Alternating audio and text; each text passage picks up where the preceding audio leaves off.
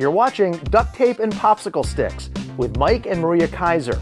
Because sometimes you feel like your business is being held together by duct tape and popsicle sticks. On this show, you're not going to hear the latest business fad. You're going to get useful information that you can apply to your own business right now.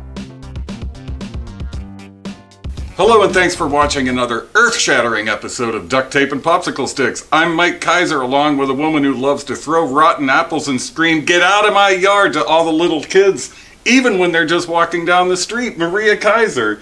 That was a long introduction, but it was well worth it, I think. It was long and it was mean. Well, I don't know why you're mean. We can talk about that maybe in next week's video. Okay. All right. So, hey, everybody. Thanks a million for hanging out with us today. We really appreciate it. And as of late, we've been getting a lot of pretty good feedback about this. So thank you very much. But even if you have negative feedback, we'd love to hear from you. Because everything you need to know is in the show notes below.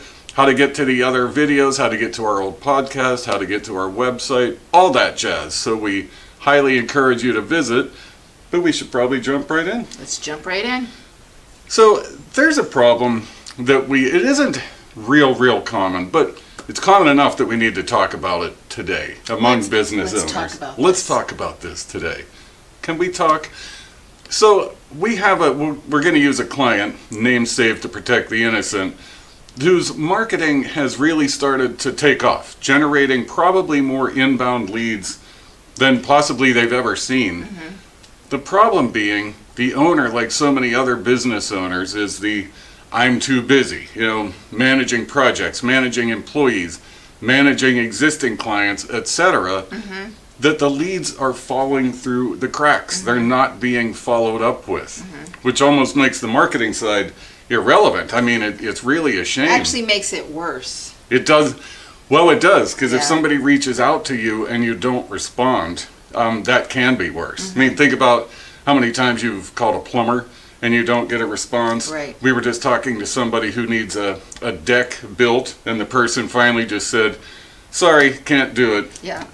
So we're really talking about responsiveness and responsiveness to leads, and we get that you're busy and all. But if you'd also like to grow your business, this seems a wee bit contradictory. So we've recognized that people are busy, Maria, but instead of letting perfectly good, warm leads that are precious, they don't just fall out of trees, instead of letting them go by the wayside, what are a couple better ways around this? Well, the famous saying, leads don't get better with age, and right. That's the truth. So one of the things we've talked about before, and we'll mention it again, that yes, a marketing plan is important, but so is your sales plan. So when putting together a marketing plan, make sure you can follow up with the leads. Make sure you have a sales process to follow up with that, because otherwise, it's not going to work for you, and actually could hurt your reputation. Yeah. So marketing does not close deals for you. It just brings the interested parties out to raise their hand and say, "Hey, I want to know more."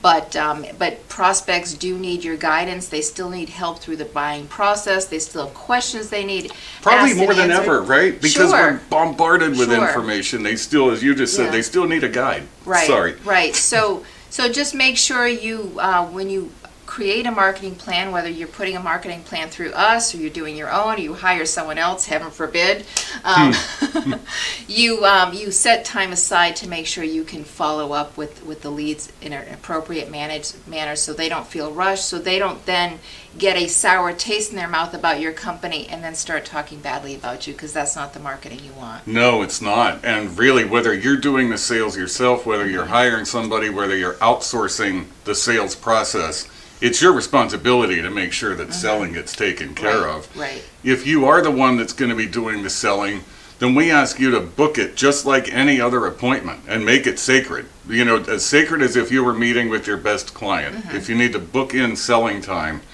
we strongly encourage you to do so. Right. Yeah, you got anything else? No, I got nothing else. No, I mean, it certainly isn't a complicated subject. It's just one that it makes me just kind of go, oh, man, when I hear no, I didn't follow up with them. So thought it was important to talk about. Hey, everybody, once again, thanks a million for being with us. We always hope that you get one or two things that you can take away for your own business from our videos, because we love bringing them to you. In the meantime, you have been watching Duct Tape and Popsicle Sticks, where we make your business better just a few minutes at a time. Ciao for now. You're watching Duct Tape and Popsicle Sticks with Mike and Maria Keiser.